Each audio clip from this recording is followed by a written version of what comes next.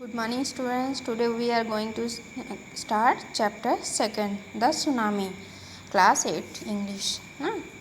तो सबसे पहले हम बताएंगे कि सुनामी होता क्या है ना। What is tsunami. सुनामी ऐसी वेव होती है जो समुद्र से उठती है और ये वेव बहुत तबाही लाता है ना। जब भी ये वेव उठते हैं तो ये तबाही बहुत ही तेज़ लाती है अगर इसकी लहरें बहुत ज़्यादा ऊंची जाती हैं तो, जैसे 90 डिग्री के करीब ऊपर अगर जा रही हैं तो ये क्या कहती हैं, नीचे जब एकदम से आती है तो बहुत तबाही लाती है। और जनरली जो सुनामी होती है ना समुद्र में आती है, समुद्र में आती है और भूकंप के कारण, समुद्र में भूकंप के कारण होता है। लेकिन जो समुद्र का पानी अक्सर हम देखते हैं, कोई भी पानी हो तो आगे की तरफ जाता है ना। लेकिन जब ये वेव सुनामी आते हैं तो इसकी जो लहरें हैं वो पहले पीछे की तरफ जाएगा और फिर एकदम से ऊपर की तरफ उठेगा, 90 डिग्री के करीब इतनी ऊंचाई पे जाएगा और एकदम से नीचे गिरेगा। जो जब आएगा नीचे गिरता है जब, तो वही सबको तबाही का कारण बनता है ना।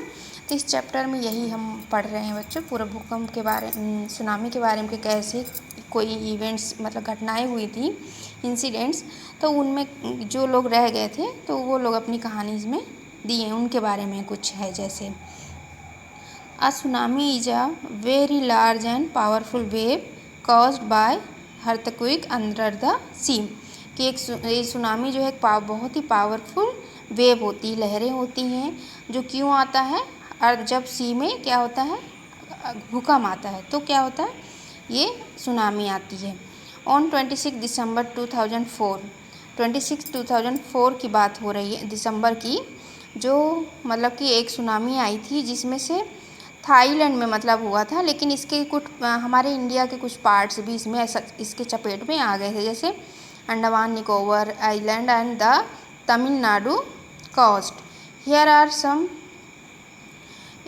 Stories of courage and survivor. इसमें उन लोगों की स्टोरी यहाँ इस चैप्टर में है जो यहाँ मतलब कि जीवित रह गए थे, और कुछ कैरेज जो मतलब इस चीज़ से जीत गए थे तो वो लोग रह गए, और वो लोग की कहानी है ना। इसमें हम पढ़ते हैं अपने फर्स्ट पार्ट में। This stories are all from the Andaman and Nicobars archipelago. Archipelago means होता है कि जो मतलब आइलैंड से घिरा हुआ जगह होता है ना। समुद्र में आइलैंड से घिरा हुआ प्लेस होता है, उसको कहते हैं कि ये आर्चिपिएलागो है, पिलागो है ना। तो इस तरह से, तो ये आप बताइए कि आइलैंड क्या होता है। जब आइलैंड से अंडमान निकोबार ऐसी जगहें मतलब कि घिरे हुए चीज़ को कहते हैं, तो आइलैंड क्या है, आइलैंड ऐसी जगह होती है जो चारों तरफ पानी से घिरा हुआ रहता है, ठीक है, तो उसको हम आइलैंड कहते हैं। और ऐसे ही ग्रुप होता है आइलैंड को, तो उसको आर्किपिएलागो कहते हैं, है ना, प्लेगो। तो इसमें से Indonesia was the manager of a cooperative society in Katchal. जो इग्नेशियस हैं वो एक मैनेजर हैं, एक इंसान हैं, वो मैनेजर कहाँ के हैं, कोऑपरेटिव सोसाइटी के। और ये कोऑपरेटिव सोसाइटी कहाँ है, इन कच्चल में है।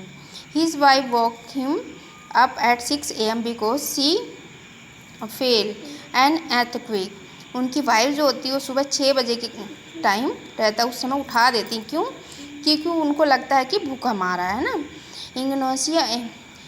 Ignatius carefully took his television set off its table and put it down on the ground so that it would not fall and break. Then the family rushed out of the house. तो उन्होंने क्या किया, Ignatius जो थे उन्होंने क्या किया, जो मैनेजर थे उन्होंने टेलीविज़न जो टीवी होती है उसको बड़े आराम से नीचे रख दिया टेबल से। क्यों, क्योंकि ताकि ये टेबल जो है भूकंप के कारण गिरे ना, मतलब गिरे तो टूटे ना टीवी, है ना। और सारी फैमिली जो थी इकट्ठे होकर बाहर आ गए घर से। When the tremor stop they so the sea rising in the cause and confusion. जब मतलब कि जो ट्रमर्स मीन्स होता है हिलना डुलना, है ना। जब भूकंप शांत हो गया तो उन लोगों ने देखा कि मतलब बड़ी अजीब सी चीज़ देखा, और मतलब कि ऐसा मतलब कि जैसी कि घटनाएं क्या है ना, पता नहीं लगा उनको कि क्या हो गया उन्हें। इस तरह से two of his children cut hold of the hands of their mothers father and mothers brother and rushed in the opposite direction. उनके जो 2 बच्चे थे वो अपने मामा और नाना के हाथ पकड़ के किधर जा रहे थे, किसी ऑपोजिट डायरेक्शन में। He never so them again, his wife was also swept away, only the 3 other children who came with him were save. अब उनकी वाइफ जो थी वो भी नहीं मतलब कि दोबारा उन्होंने नहीं देखा, ना अपनी वाइफ को और ना वो जो अपने वो जो नाना और मामा के हाथ पकड़ के अपोजिट डायरेक्शन में गए थे उनको भी नहीं, मतलब कि ये सब लोग डूब गए वहाँ उस सुनामी में, बह गए। और उनके पास अब कौन बचे थे, सिर्फ 3 बच्चे जो उनके पास थे वही बस अब बचे थे जीवित, है ना। आगे फिर हम लेते हैं एक और स्टोरी आगे, संजीव की, जो एक पुलिसमैन है और ये भी कटचल की ही आइलैंड की ही स्टोरी है और ये निकोबर के हैं, मतलब है ना, निकोबर आइलैंड के हैं। He somehow manage to save himself, मतलब इन्होंने भी मतलब जब सुनामी आई थी तो उस समय अपने को किसी भी तरह से बचा लिया, अपनी वाइफ को भी बचा ली, अपने बच्चे को बचा ली, जो लड़की थी उनकी छोटी सी, सबको बचा लिया। लेकिन क्या हुआ, but then he heard cried for help from the wife of John the green guest house cook. तो उनको जब बच जाते हैं तो उनको अंदर से एक आवाज़ आती है, कहाँ किन की आती है, जॉन की वाइफ की, है ना, और एक जो गेस्ट हाउस के कुक मैन थे उनकी आवाज़ आती है। तो ये क्या करते संजीव वहाँ, मतलब उनको बचाने के लिए, जब हेल्प करके आवाज़ आ रही थी, संजीव उनको बचाने के लिए जंप कर जाते हैं उस वाटर में।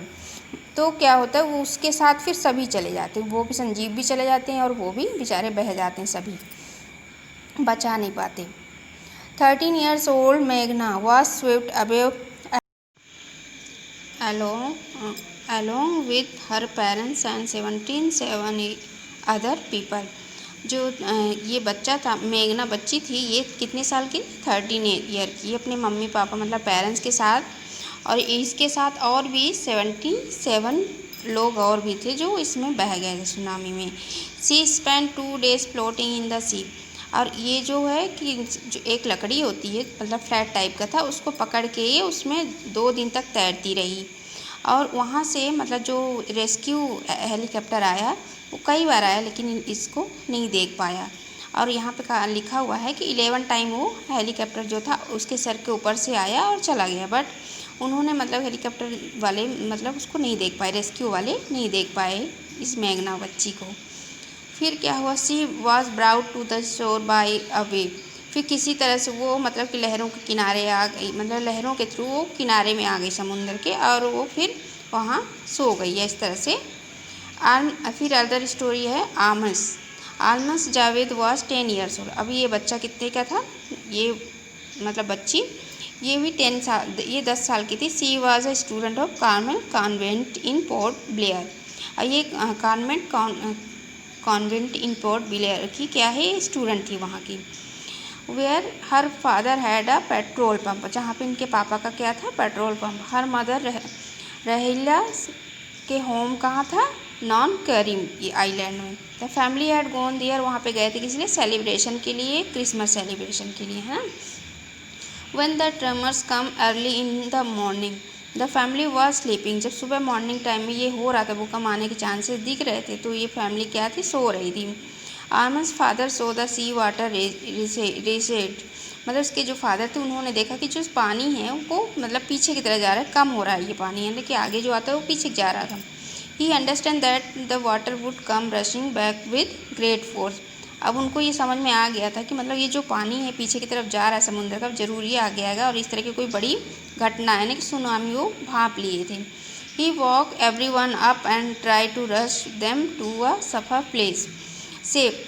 प्लेस।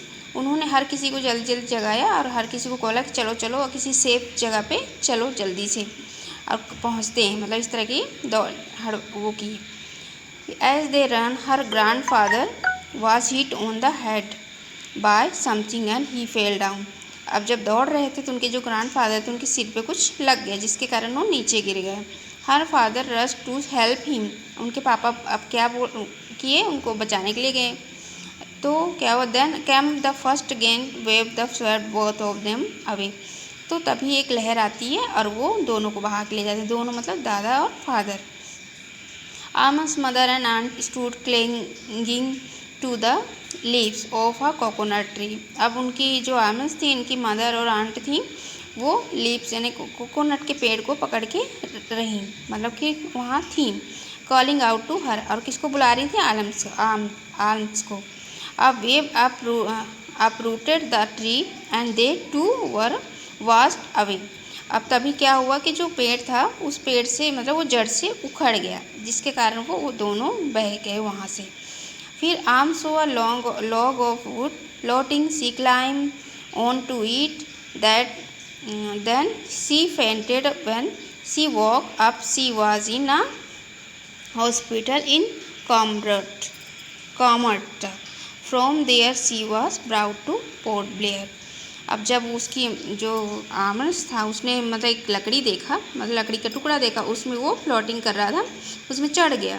और उसके बाद उसको पता नहीं लगा, वो उसमें सो गया, मतलब इस तरह से वन सी वॉक। लेकिन जब उसकी नींद खुली, उसमें बेहोश हो गया। जब उसको नींद खुली तो वो अपने आप को कहाँ पाया? एक हॉस्पिटल में, जो कामोटा में है ना। और from there she was brought to Port Blair, और उसको फिर कहाँ लाया गया? पोर्ट ब्लेयर ले आया गया वहाँ से।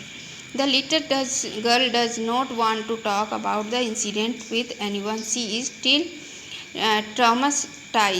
ट्रामाटाइज्ड मीन्स होता है बहुत, मतलब कि एकदम से डर जाना, बहुत भयानक, उस शॉक्ड हो जाना है ना, उस शॉक से बाहर ना आना।